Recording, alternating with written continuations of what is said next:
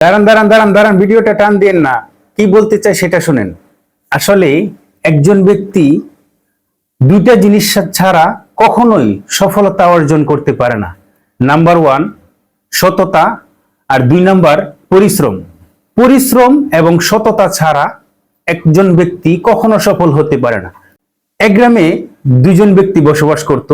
একজন ব্যক্তি, প্রথম ব্যক্তি একদম নামাজি, 5 ওয়াক্ত নামাজ পড়ে এবং নিয়মিত সে কাজ করে এবং পরিশ্রম করে যায়।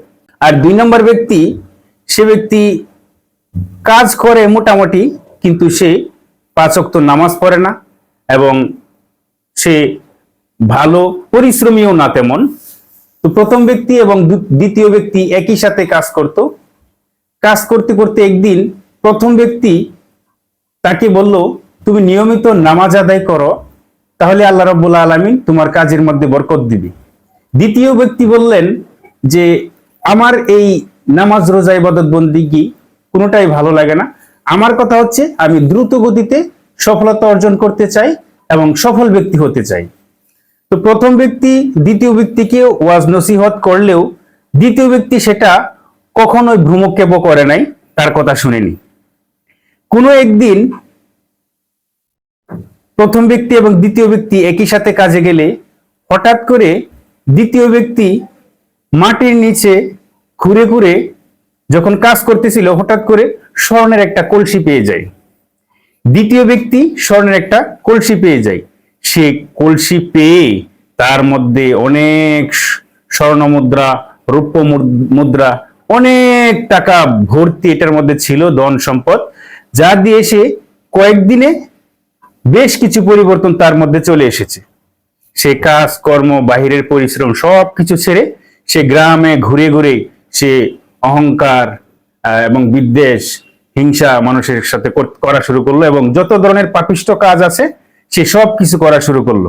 আর প্রথম ব্যক্তি সে ধারাবাহিকতা বজায় রাখলো, সে প্রতিনিয়ত নামাজ রোজা ইবাদত বন্দেগী করতে থাকলো এবং কি সে পরিশ্রমের অর্থ দিয়ে সে ঘর বাড়ি করেছে।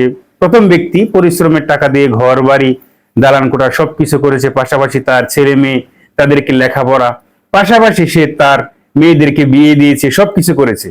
আর দ্বিতীয় ব্যক্তি হুট করে ধনী হয়ে, অর্থাৎ স্বর্ণের কলসি পেয়ে সে গ্রামে গঞ্জে বিভিন্ন জায়গায় অহংকারী করা শুরু করেছে, সে তার পরিশ্রম বন্ধ করে দিয়েছে। কোন একদিন হুট করে বিশাল এক জগলু ডাকাত তার বাড়িতে হামলা করে। হামলা করার পরে তার সমস্ত স্বর্ণ মুদ্রা, রৌপ্য মুদ্রা সবকিছু নিয়ে যায়। হঠাৎ করে দ্বিতীয় ব্যক্তি একদম নিঃস্ব হয়ে যায়। আর এই নিঃস্ব হওয়াতে সে ব্যক্তি রাস্তায় রাস্তায় কান্না করে বেড়ায়। প্রথম ব্যক্তির সাথে আবারও দেখা, যে বন্ধু আমার তো সবকিছু চুরে ডাকাতে সবকিছু নিয়ে আমাকে নিঃস্ব করে চলে গেছে। তখন প্রথম ব্যক্তি আবারও বলে, এই তো আমার কথাই শুনতেছো, কিন্তু প্রথম বেলায় যে আমি তোমাকে নসিহত করলাম, তোমাকে পরামর্শ দিলাম যে এত লুপ করতে যেও না, সততার সাথে থাকো, পরিশ্রম করো, নামাজ রোজা করো, কিন্তু তুমি সেটা মানলা না। যার কারণে সঠিক এই হিস্টোরি থেকে আমরা বা এই গল্প থেকে আমরা জানতে পারলাম যে সততার সহিত চললে আল্লাহ রাব্বুল আলামিন এটাতে অনেক বরকত দেয় এবং সফলতাটা আসে আস্তে আস্তে, কিন্তু দীর্ঘ বছর সেটা স্থায়ী হয়, চিরস্থায়ী হয় সেই সফলতাটা। কিন্তু হুট করে যে ব্যক্তি বড়লোক হয়ে যায়, অনেক টাকার মালিক হয়ে যায়, লোভী ব্যক্তি থাকে, ওরা কখনো কোনোদিন অসৎ থাকার কারণে কখনোই সফল হতে পারে না।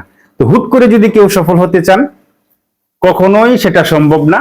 আস্তে আস্তে দীর্ঘ পরিশ্রম নিরলস ভাবে যদি আপনারা কাজ করতে পারেন, আল্লাহ রাব্বুল আলামিন আপনাকে সফলতা দান করবেন। তো ভিডিওটা যদি ভালো লাগে অবশ্যই লাইক, কমেন্ট, শেয়ার করে দিবেন। আসসালামু আলাইকুম ওয়া রাহমাতুল্লাহ।